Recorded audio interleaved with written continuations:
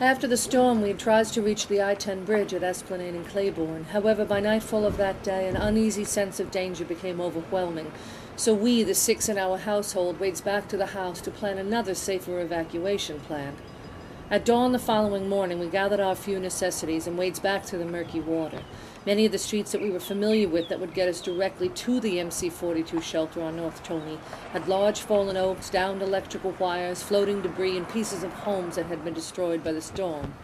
Also along this route, we came upon spots where the water was too deep to enter.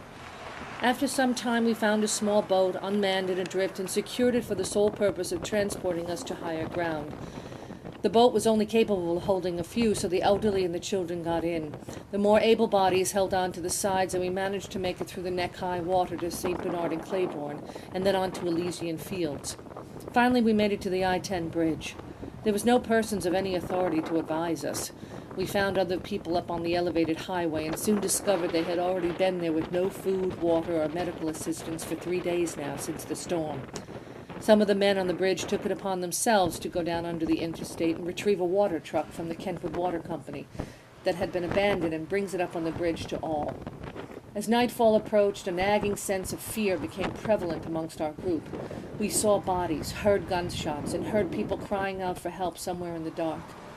After a long evening of trying to sleep on the hard concrete surface of the bridge, each of us taking turns to watch, there was the sound of an explosion, and a large light plume erupted over the Superdome into a mushroom cloud.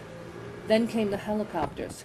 They dropped no food and no water. They flew so close it seemed you could reach up and touch them. They had automatic weapons pointed at us, and they hovered above and pushed the fumes from the explosion down on us, and we could not breathe.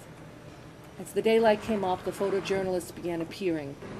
They took photos of the individuals who were extremely destitute and irrational.